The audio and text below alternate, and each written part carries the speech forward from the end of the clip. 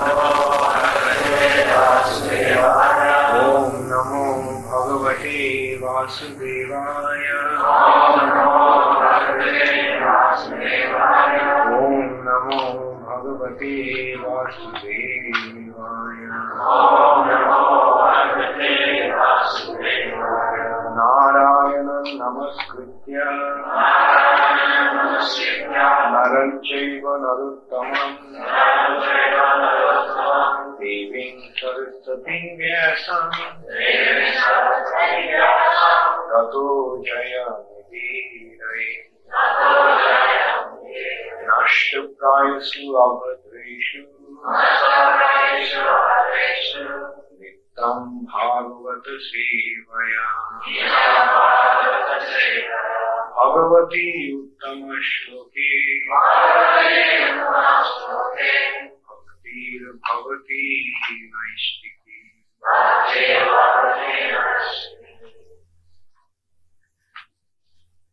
Today is Balaram's appearance day. Therefore we are going to read from Srimad Bhagavatam, 8th Canto, Chapter 2. The verse that has been written on the board is text 8. Devakya Jathare Garbham Sheshakhyam Dhama Mamakam Tat Sammikrishya Rohinya Udare Shanniveshaya Devakya Jathare Garbham Sheshakham Dhamamamkam Tat Sannikrishya Rohinya Udare Shanniveshaya Devakya Jathare Garbham Sheshakham Dhamamamkam. Within the womb, Garbham, the embryo, Shesha Akham, known as Sesha, the plenary expansion of Krishna,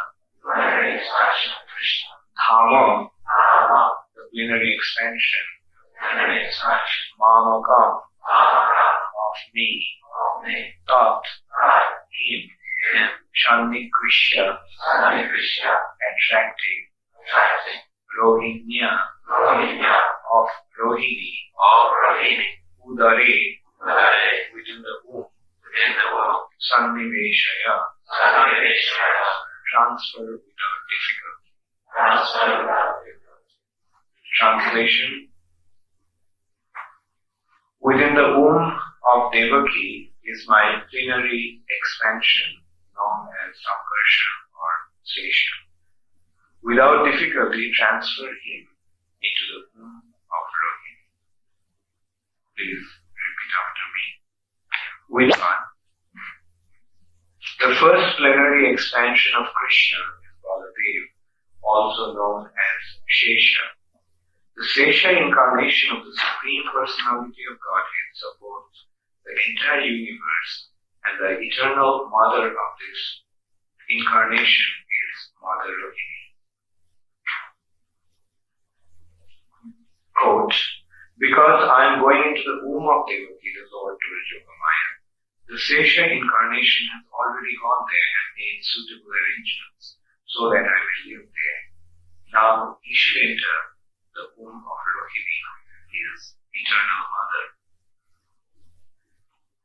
In this connection, one may ask how the Supreme Personality of Godhead, who is always situated transcendentally, could enter the womb of Devaki, which had previously been entered by the 6 Asuras, the Sagar.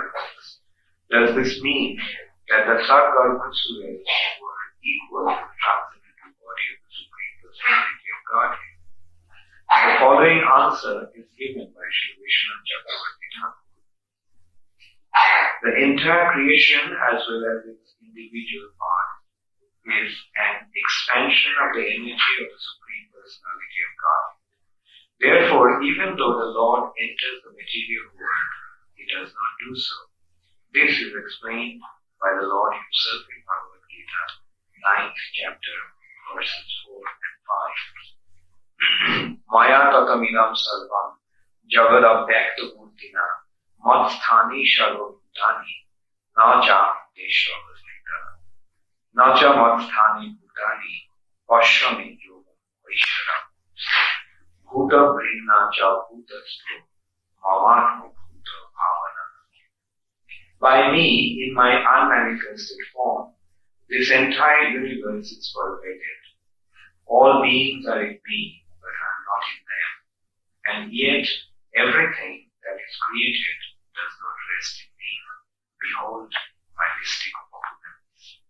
Although I am the maintainer of all living entities, and although I am everywhere, myself is the very source of creation. Sarvam Khalidam Brahma. Everything is an expansion of Brahma, the Supreme Personality of Godhead. Yet everything is not the Supreme Godhead, and he is not everywhere. Everything rests upon him, and yet does not rest upon him. This can be explained only through the Ajinta Vedanta philosophy.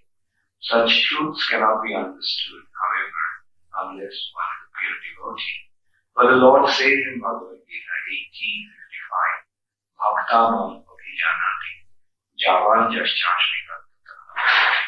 One can understand the Supreme Personality as he is only by devotional service. Even though the Lord cannot be understood by ordinary persons, this principle should be understood from the statement of the Shastras. So, Krishna is instructing Yogamaya before he appeared in Mathura as the son of Vasudeva and Devaki. While instructing Yogamaya to execute certain responsibilities to enhance his pastimes, Krishna here is instructing Yogamaya that Balaram, or his immediate expansion, has already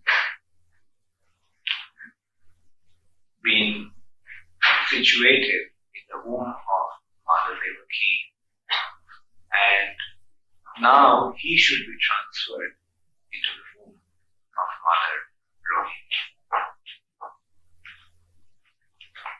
Krishna is explaining here why Balaram has been there in the womb of Mother Devaki before his appearance. Because Balaram's responsibility is to make all the arrangements for Krishna's comfort. All the paraphernalia for Krishna's pleasure and Krishna's comfort are actually arranged by Balaram, and they are actually the expansion of Balaram. All the paraphernalia of Krishna's service are Balaram's expansion. Krishna's bed is Balaram's expansion. Krishna's pillow is Balaram's expansion. The chamara that is used in serving Krishna is Balaram's expansion. The bell, lamp, everything that is used in serving Krishna is Balaram's expansion. So Krishna was about to appear in the womb of Mother Devaki. Therefore, Balaram went there beforehand to make the arrangements for Krishna's appearance. And when all the arrangements were complete, then by Krishna's divine arrangement, Balaram was transferred into the womb of Rohini, who is the eternal mother of Balaram. Actually, Balaram did not need the help of Yogamaya to be transferred into the womb of Mother. Balaram could transfer himself, or Balaram could go anywhere he wanted to. But we have to understand that this is due to Krishna's pastimes. Although Balaram can act in whichever way he likes, but Balaram, dependent upon Krishna's arrangement, that he would be transferred to the womb of Mother Rohini by Yogamaya.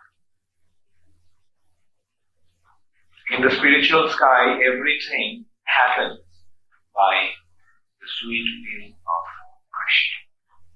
Krishna simply desires, and Krishna's various potencies get into action and execute all that Krishna desires. Generally, Krishna's desires are in the spiritual sky, are executed by Yogamaya. Yogamaya arranges for the pastimes of Krishna.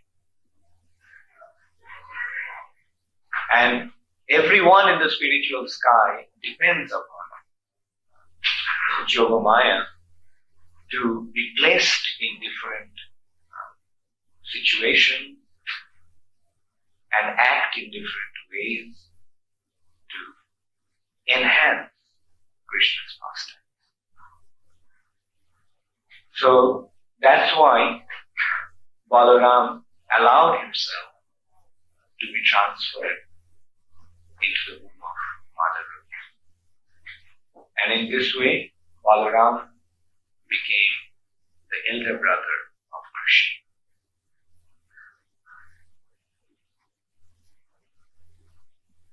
Although Balaram is an expansion, but in Krishna's original pastimes, Balaram is Krishna.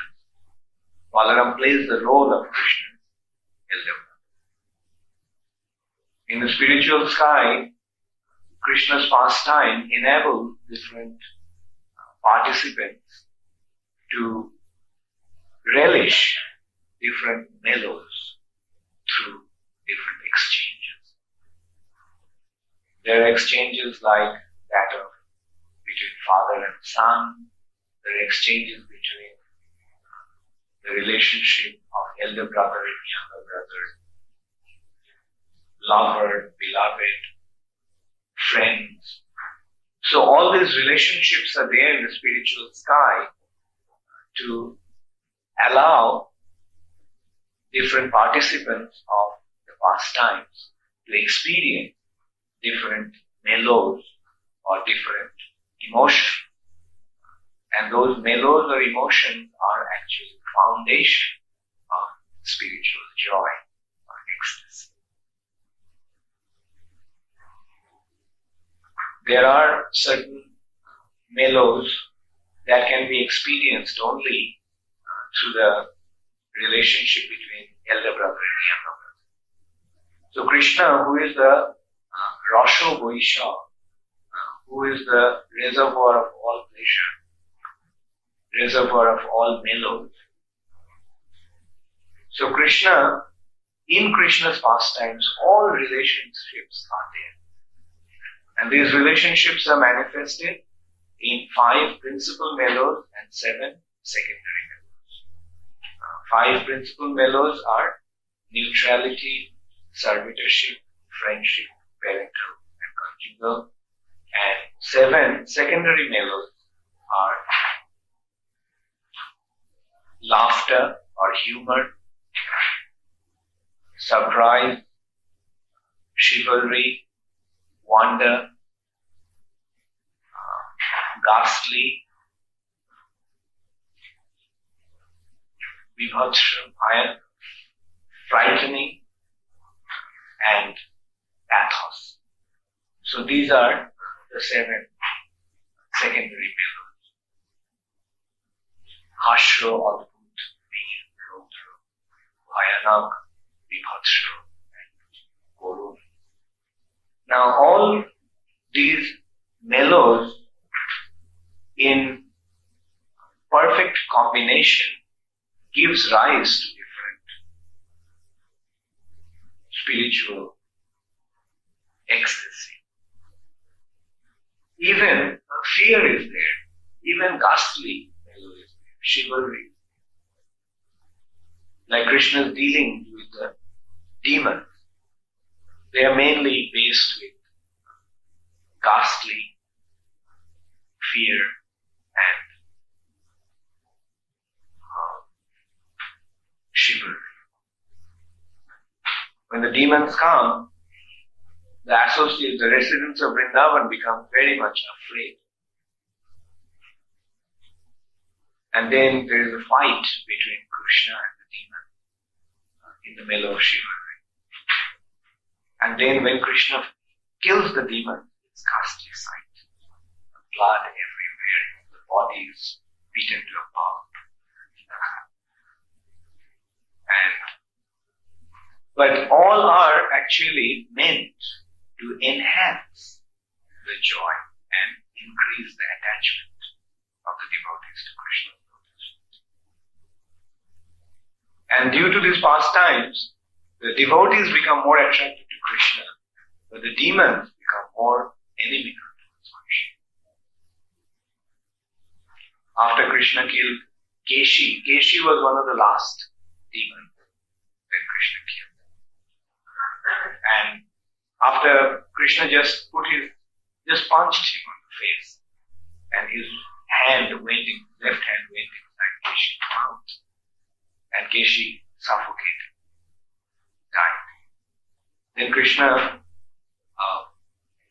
held him by his leg and started to swing him over his head.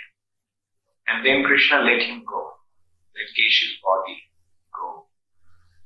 And Keshi's body went flying all the way from Vrindavan to Mathura. And it landed right in front of Kamsa. And the whole body was just a lump of, it was beaten to a pulp. And Kamsa couldn't first figure out what actually landed in front of him. It just looked like a pile of flesh beaten to pulp and smeared with blood. And there was no shape. It was completely deformed out of shape. But then Kamsa realized that it was Keshi's body. And he became furious. He became so furious. At that time, Vasudeva was there. And when Vasudeva saw Kamsa's fear, that Kamsa became afraid, then there was a trifle smile in Vasudeva's face. Just an impression of a smile appeared. He felt happy that Kamsa is afraid. And Kamsa noticed that, and he became extremely angry. And he was about to kill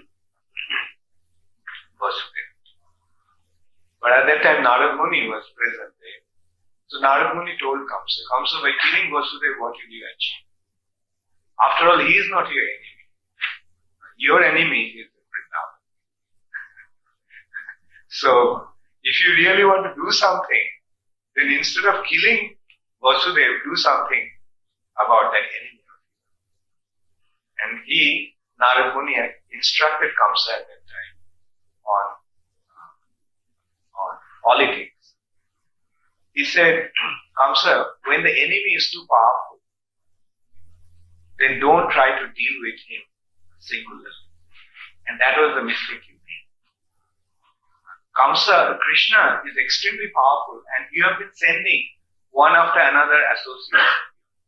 And Krishna has been killing them. Now that you can see that Krishna is too powerful for one person. So when the enemy is too powerful for one person to deal with, then the strategy is that he should be attacked jointly, collectively. Gather all your force and attack him. So, the best way to deal with Krishna would be that you gather all your strength, invite all your friends, and then invite Krishna. And when Krishna comes here, then you attack him and kill him. So Kamsa took that advice, but he was so angry with Vasudeva that he put him back into the prison. Vasudeva was out of prison. But because of this, that's why when Krishna actually came to Mathura and killed Kamsa, Vasudeva was still in prison. And so that's why Kamsa at that time organized the Dhanur Yajna. That also was done by Narad Muni's instruction. Narad Muni told the best way to invite your friend by some sort of temptation, and you arrange a sacrifice whereby this bow of Lord Shiva will be strung, and one who can do that, you make an announcement that he will get half of your kingdom.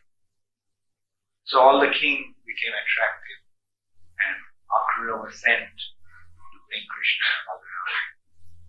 And so this is how we can see that in Krishna's pastimes, devotees become more and more attracted towards Krishna by experiencing the transcendental joy, whereas the demons become more and more averse to Krishna, more and more inimical to Krishna.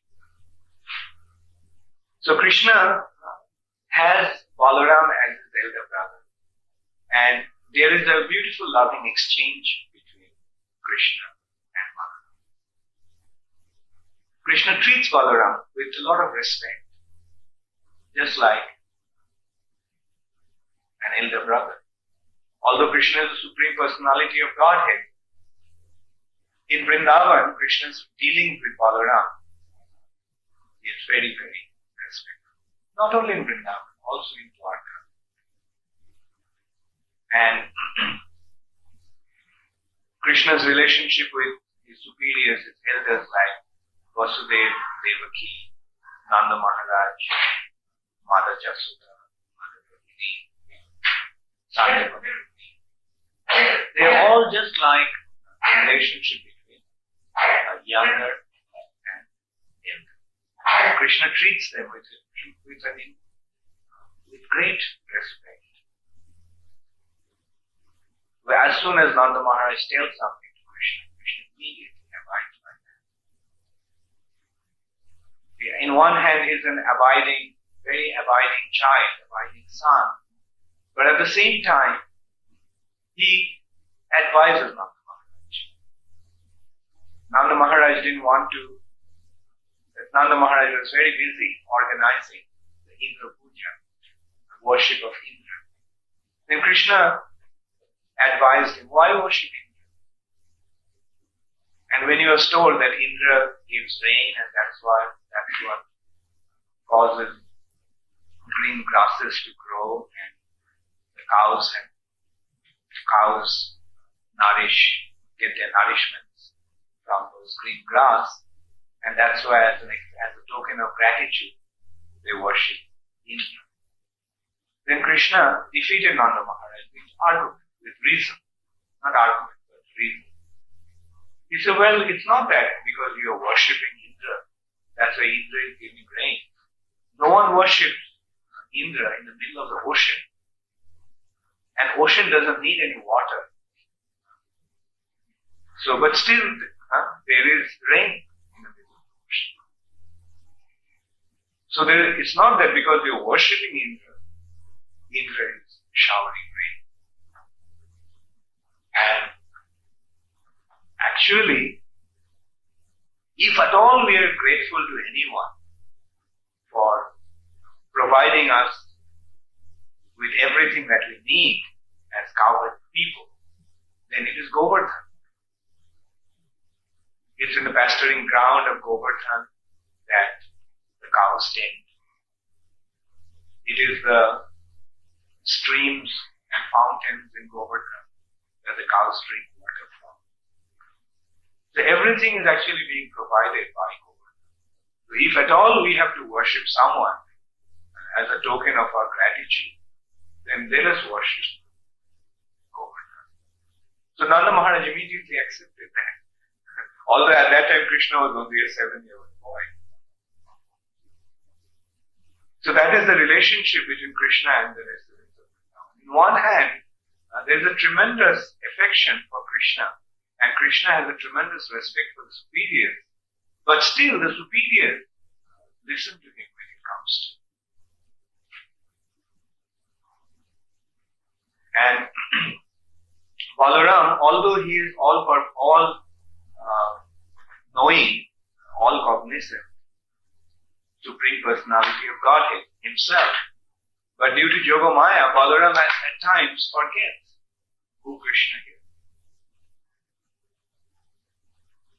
For example, when Brahma stole the cow and Krishna expanded himself into those calves and the cow and boys, for 1 year, Balaram could not actually recognize it. Only one day when the cows were tending on top of Govardhan Hill and the cowherd boys, Krishna and his friends were tending the calves at the foothill of Govardhan Hill. Then the cows, just by seeing the calves, ran, breaking all the barriers. They jumped practically from top of the mountain, ran with a tremendous speed, crossing the hurdles of big boulders and other such hard hurdles, and they came rushing to the calves. And same thing happened with the cowherd people who were tending those cows. They at first became very angry seeing this naughty behavior or unbecoming behavior of the cows. But when they saw their son at the foothill of Govardhan Hill, they also just came running. And the cows offered their milk to their calves, and the cowherd people embraced their children. So Balaram at that time felt that why is this? Why such tremendous attraction? And Balaram considered that most of these cows actually gave birth to calves. The cows generally, when they give birth to calves, then their affection for the older calves reduces, and all the affection is showered upon the newborn calves. Now, although most of these cows had younger calves, but it was this kind of affection that they were displaying for the elder calves was unusual. So Balaram wondered why was that, and then only he could recognize that all these cowherd boys and calves are actually Krishna's expression. But there are times when Balaram understands what actually that Krishna is simply performing his pastime. An example of that is when Krishna was in the coil of Kaliya, when Kaliya's serpent coiled Krishna, coiled around Krishna's body in Yamuna, and it seemed that Krishna is practically dead. Then all the residents of Vrindavan came running. Mother Yashoda fainted just seeing Krishna in incarnation. Nanda Maharaj started to behave like a madman. He just wanted to jump into the river to rescue Krishna from Karna's serpent. And in this way, either they were feeling like jumping into the river Jamuna to rescue Krishna, or out of intense pain from that sight, they fainted. At that time, Balaram was the only one who remained cool, and he smiled because he knew that it was Krishna's pastimes.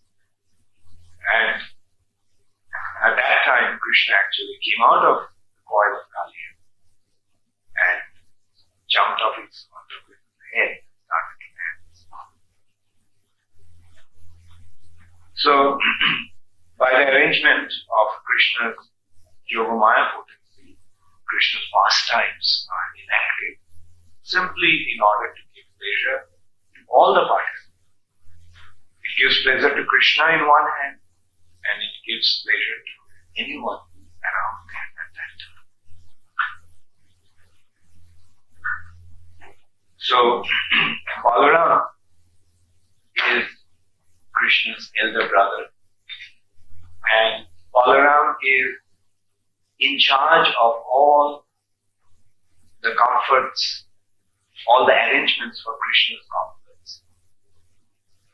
And Balaram also is the origin of Krishna's incarnation. Krishna first expands into Balaram, then from Balaram expands the original Chatur. Balaram is the Shankarshan, Adi Shankarshan, or Mool Shankarshan, the original Shankarshan. And that original, that is Vasudev Shankarshan. So from Balaram expands Shankarshan, and Balaram is the origin of this Chatur. And that is Krishna's incarnation in Dwaraka. In Vrindavan, Krishna expands into Balaram, and then Balaram's expansion actually performed their pastimes in Dwaraka as Vasudev, Shankarshan, Pradyumna, and Mani. Then from this Shankarshan expands Narayan. And from Narayan, there are Chaturguha, Vasudev, Shankarshan, Pradyumna, and from this Shankarshan expands Mahavishnu. It's from Vaikuntha Shankarshan that Mahavishnu expands. And from Mahavishnu expands Orthodoxy Vishnu. And from Mahavishnu's glands, the outgoing living entities come into material. So in this way, Balaram is the origin of all incarnations, and Balaram is the origin of all living entities. Therefore, when a living entity wants to go back to Krishna, he must do so through Balaram. Without Balaram's mercy, one cannot approach Krishna, Radha Krishna. And that becomes apparent in Chaitanya Mahaprabhu's pastimes. In Chaitanya Mahaprabhu's pastimes, who is Chaitanya Mahaprabhu? Who is Chaitanya Mahaprabhu? Even to say Krishna will not be correct. Chaitanya Mahaprabhu is Radha Krishna. Radha and Krishna became Chaitanya Mahaprabhu. And Nityananda Prabhu is Balaram. Rajendra Nandana Ji Shotishito Hoilo Shei Balaram Hoilo. Balaram is Nityananda. And if one wanted to enter into Chaitanya Mahaprabhu's pastime, he had to do so through Balaram. An example is Raghunath Das Goswami approached Chaitanya Mahaprabhu directly. Chaitanya Mahaprabhu sent him back home. When Raghunath Das Goswami met Chaitanya Mahaprabhu in the house of Advaita Acharya, while Chaitanya Mahaprabhu was going to Vrindavan, then Raghunath Das Goswami met him, and he expressed the desire to go with him. He said, please, let me go. And Mahaprabhu actually chastised him. Morkot boiragyo na karo, lok nakariya. Jatha yogyo vishay onash. Do not just display monkey Morkot boiragyo, just in order to show off. Go home and just accept whatever is necessary with a sense of detachment. on ashram. And then Chaitanya Mahaprabhu left for Vrindavan. He didn't go to Vrindavan, he went to Ramkeli to meet Swami Sagar. Then he went up to Kanaya Natshala. And from there he went back to Jagannath. And then he went to Vrindavan through the Jhadikandas, through the forest of Jhadikandas. So, when Mahaprabhu was in Vrindavan, at that time, Raghunath Das Goswami made Nityananda in Panihat on the bank of the Ganges. And when Nityananda, when Raghunath Das Goswami approached Nityananda Prabhu started to chastise him. And he gave him punishment. And what was the punishment? The punishment was that he had to feed him and all his associates and chipped rice and yogurt. And why was that punishment? The punishment was because of his transgression of the etiquette. He approached Chaitanya Mahaprabhu directly without going through. And also Nityananda Prabhu at that time addressed Chaitanya Mahaprabhu as a thief. He called him Choda. You thief, I'm going to give you punishment. Why? Because Chaitanya Mahaprabhu is Nityananda Prabhu's property. And Raghunath Das Goswami wanted to have Chaitanya Mahaprabhu without going through. So that's how that's why he punished him. It's a sweet punishment, it's a loving punishment, and it's a very easy punishment. Actually, when Raghunath Das Goswami heard about the punishment, he became very happy. And he immediately sent his men to collect all the chipped rice and yogurt and condensed milk and sweets and fruits. So, this is how one must approach the Supreme Personality of Godhead through Balaram, through Nityananda. And Balaram or Nityananda Prabhu's representative is the spiritual master. So, the understanding is that one must approach the Supreme Personality of Godhead through our bona fide spiritual. One cannot approach the Supreme Personality of Godhead without the mercy of Nityananda Prabhu's representative. This has been also explained very nicely through Balaram's pastimes of killing Dhenukasura. Dhenukasura is an ass demon, a donkey demon. Balaram did not kill many demons. He killed only 2 demons in Vrindavan pastime. One was Dhenukasura and the other was Pralambasura. So Srila Bhaktivinoda Thakur explained this pastime of Krishna's killing the demon. So he is explaining that Dhenukasura is donkey. Now donkeys are very famous for their stupidity. Of all the animals, donkeys are the dumbest, stupidest. And why donkeys are so stupid, or what is the proof of donkey's stupidity? The donkeys carry huge burden just for a little bit of grass. Srila Prabhupada explained that in his word quote, that the stupidity of a donkey. The donkeys are carrying huge loads just because of handful of grass. The grass is there available everywhere.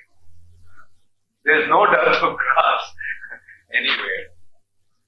But the donkey thinks that unless he carries the big burden of the washerman or whoever his master is, he won't get any grass. He won't get any food to keep his starve. In India, there is a joke, or there is a riddle. There's why the donkeys become thin after monsoon and fat during summer. Because when all the field becomes dry due to the heat of summer, then the donkeys think that, oh, I have eaten all the grass. Therefore, they become fat. But in monsoon, after monsoon, when the field becomes lush and full of grass, green grass, then the donkeys think, oh, I have so much grass to eat. I haven't eaten it. So this is the stupidity of a donkey. So now materialistic people are like donkeys. They think unless they work hard, they are not going to get the money to buy it.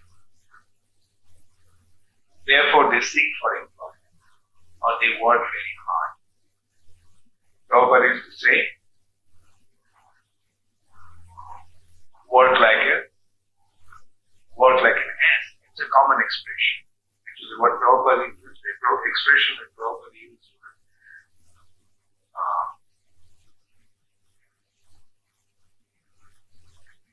To work like a dog, to enjoy like a hog. That's the materialistic. They work like dogs, to enjoy like a pig, and like a hog. Materialistic people, they work hard, thinking that unless they work hard, they're going to get the money to meet for their basic needs. And they do not have any time for Krishna consciousness, nor do they have any understanding of Krishna consciousness. And whatever fruits of their activities, they want to keep it for themselves. And that is what Dhenukasura is. It's a donkey, and he was guarding the Tal forest. Tal. The forest was filled with tal fruits. And they were not enjoying those tal fruits. Donkeys were not eating those tal fruits. The right tal fruits were falling on the ground and rotting. And the trees were filled with tal fruits. But they were not enjoying themselves, the fruits. Nor would they allow Krishna and his friends to enjoy. So materialistic people are the fruitive people. They work for the fruit and they don't know how to enjoy the fruit themselves, nor do they want to allow Krishna and his associates to enjoy it. But in reality, everything belongs to Krishna. Jat karosi jagasnasti. Whatever we do, it's actually for Krishna's pleasure. The fruits of our action must be offered to Krishna. So when Krishna and Balaram wanted to take a fruit from the Tal forest, wanted to enjoy the fruits, then Dhenukasura became very upset. Dhenukasura, along with his associates, came to kill Balaram and Krishna. But Balaram killed Dhenukasura. Similarly, in us, there are Dhenukasuras. All of us have Dhenukasura in our hearts. We have the tendency to work and keep the fruits ourselves and not offer it to Krishna. Now, who smashes that tendency? It's Balaram and his representative spiritual master. passion. The spiritual master teaches us or forces us to offer all the results of our activities to the Supreme Personality of God.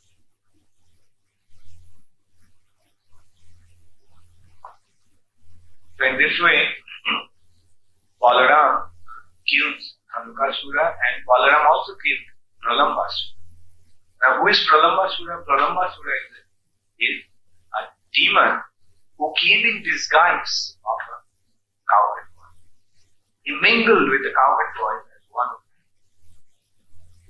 And Balaram recognized that it was Pralambasura. For Pralambasura thought that he would carry Balaram away on his back and then kill Balaram. And if Balaram is killed, then Krishna will also die. Because Krishna is so attached to Balaram that if Balaram is dead, Krishna will not survive. So, very tactfully, Pralambasura carried Balaram on his back. Actually, the cowherd boys in Vrindavan, Krishna's associates in Vrindavan, used to fight. They used to get into wrestling matches. And the condition the wrestling bout is that whoever would lose will have to carry the winner on his back. So Pralambasura opted for Balaram. He chose Balaram to fight. He sided with Krishna. He was on Krishna's side. There were two groups of cowboys. Krishna's camp and Balaram's camp. Krishna's group and Balaram's group. And they fight. So Pralambasura was on Krishna's side and he opted for fighting Balaram. And in that wrestling bout, Pralambasura was defeated. And he accepted defeat in this way, thinking that after being defeated, he would carry Balaram on his back, run away with Balaram. So he tried to do that. But Balaram, first of all, had a joyride on his back. And then Balaram started to hit him on his head with his feet. And Pralambasura assumed the demoniac form. Actually, Pralambasura already assumed the form of the demon, the original form.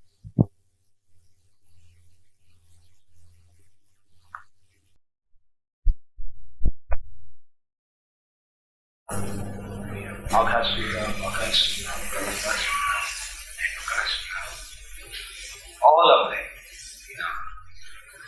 And when we surrender unto Krishna and Balaram, then they take care of this. Gradually, they purify our hearts by killing all these things. And then only our hearts become like Vrindavan and Krishna's pastimes become manifest. Chaitanya Mahaprabhu says, Shabar Hriday Mon, more Vrindavan. Everyone has his mind in his heart. Everyone's heart, the seat of his mind. But my mind, my heart, or my mind is Vrindavan.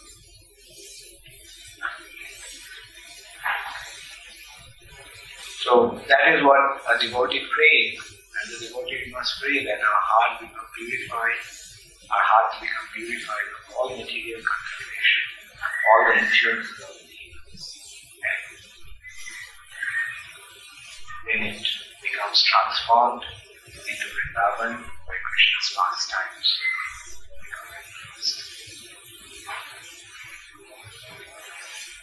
Balaram also went with Krishna to Mathura after the Vrindavan pastimes.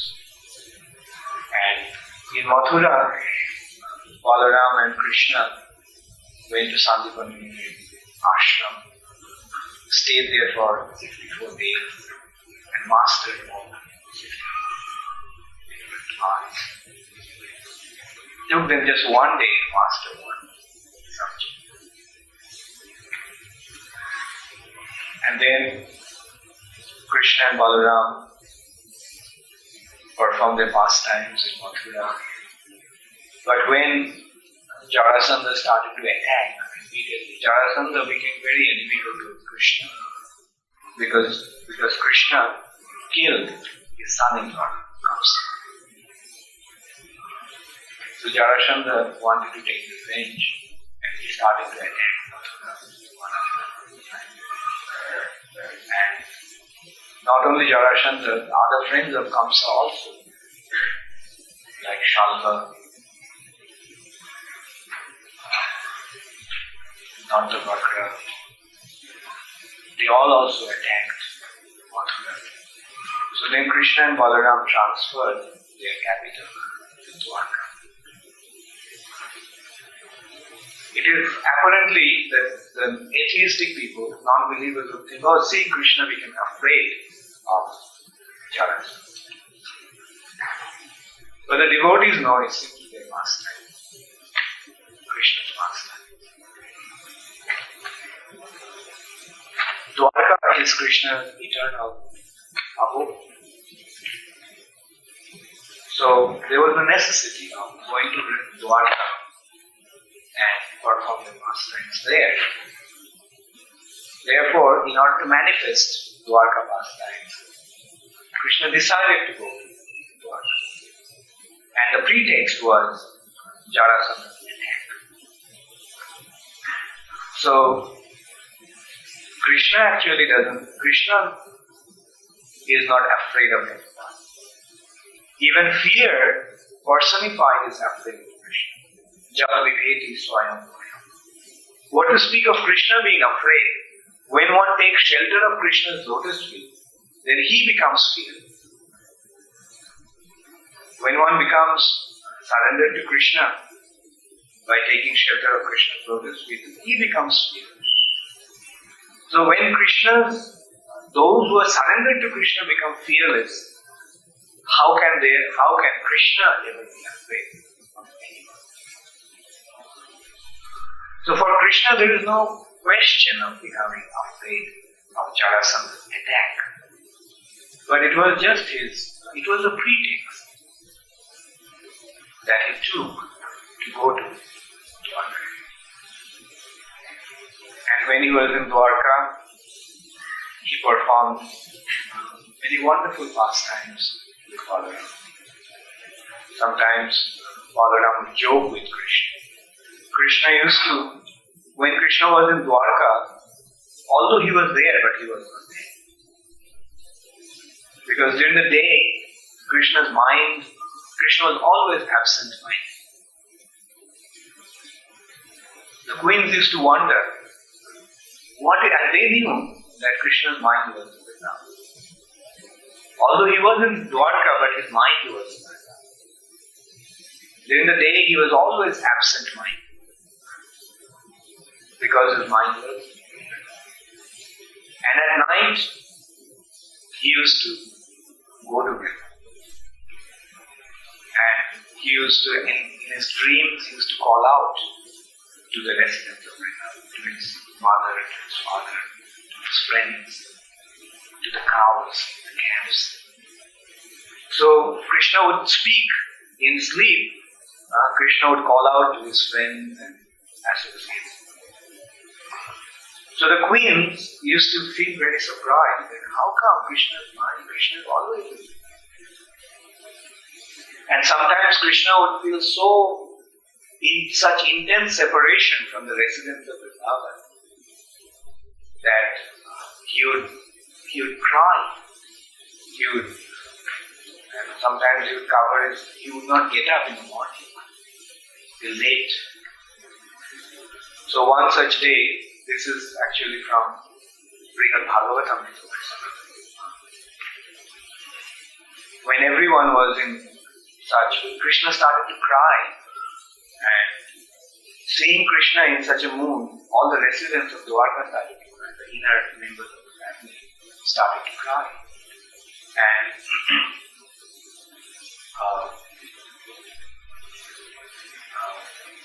all the assembly heard the cries were coming from inside. Sudharma assembly headed by Krishna's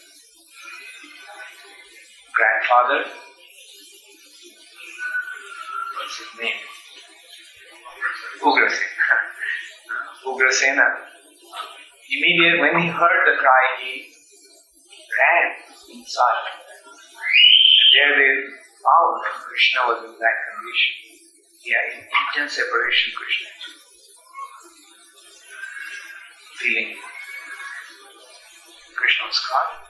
And the rest, all those who were there also started to cry. Then Balaram started to tell everyone that Krishna is just pretending. If he was really feeling that separation, then why doesn't he go to Vrindavan? He can go to so many other places. Why doesn't he go to Vrindavan? Then, of course, it was also explained by Krishna himself why he did go to Vrindavan.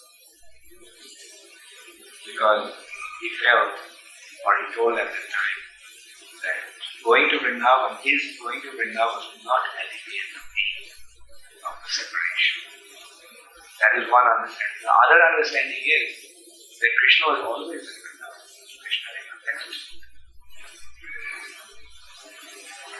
And the residents of Vrindavan, having that feeling that Krishna has gone away to Dwaraka, their attachment to Krishna actually. Krishna appeared to them from time to time. Krishna would come to them, Krishna would stay with them. But they would feel that they were dreaming. When Krishna physically came to them, they would feel that they were dreaming. And sometimes they would dream of Krishna and they would think that that's the real Krishna. So they couldn't actually differentiate between dream and reality. That was the state that the rest of the world. And Balaram also at that time told one thing, that the residents of Vrindavan in separation of Krishna were practically dead. Actually, they would have been more relieving for them. But they can't give up their body. Because they're chanting the holy name of Krishna. And because they're chanting of the holy name of Krishna, they're having constant realization. So in this way, Balaram enhances Krishna's pastimes. And sometimes Balaram and Krishna get into disagreement also. But we have to understand that these are all their pastimes. Like for example, when Subhadra was stolen by Arjuna, Subhadra was kidnapped by Arjuna, Balaram became very upset. And he was about to kill Arjuna. Then Krishna actually stopped Balaram. And Balaram was very upset. Balaram was arranging for Subhadra to get married to Oriya. And Balaram started to tell Krishna, look, I was making the arrangement for her marriage to Duryodhana. And Duryodhana is the fittest candidate. Look at him coming from such a noble family. He is so chivalrous and heroic. Look at his good qualities. He is king. So many good qualities he mentioned. But Krishna defeated Balaram's argument with one point. He said, Balaram, I agree. But if Subhadra becomes married to Duryodhana, and then if Duryodhana, in spite of all his good qualities, if Duryodhana dies, then what will happen? Your sister will become a widow. Do you want your sister to become a widow? But look at Arjuna, then he started to speak about Arjuna's good qualities. And then it became obvious that actually the character, although Duryodhana was also a very qualified person, but Arjuna was more qualified. Apparently Duryodhana was endowed with many good qualities. But what actually destroyed Duryodhana is his envious nature. Otherwise he was very valiant warrior, extremely powerful person. In a mess fight he was most expert at that time. And he was always very protective and caring to his followers. But envy wanted to destroy him. envy and anger. That's why Duryodhana is actually the incarnation of Kali. Duryodhana is the incarnation of Kali. And Kali is the son of envy and anger. These two qualities are very, very dominant, extremely dominant. And those were influenced by Kali. You name these two characteristics. Or you can say envy and anger actually breeds.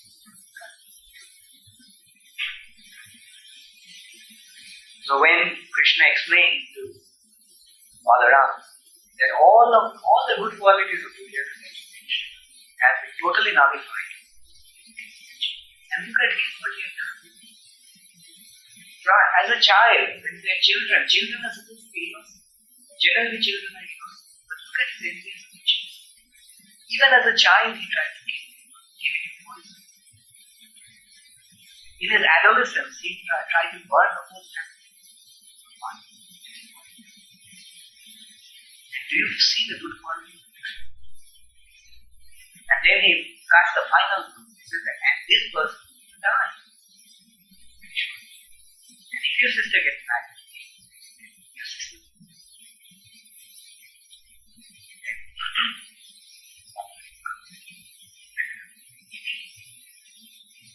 Similarly, when Duryodhana was hit by Bhima below the belt, Bhima actually broke his spine. And that was actually direct translation, breaking the principle. This one. Because one should not be hit below the belt. So Balaram became so angry to see that Bhima had broken his spine. And he picked up his bow and attacked. He was about to attack. And then Krishna again felt it.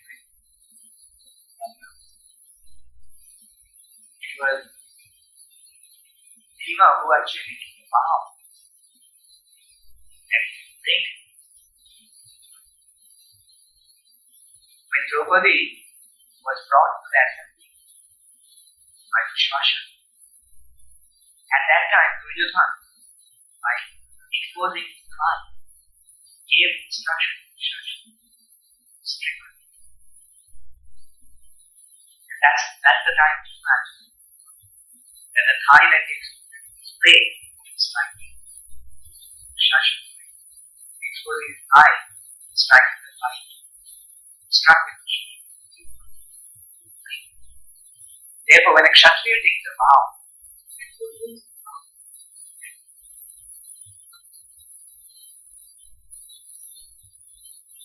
so, this way we see sometimes Krishna and Balaram getting it.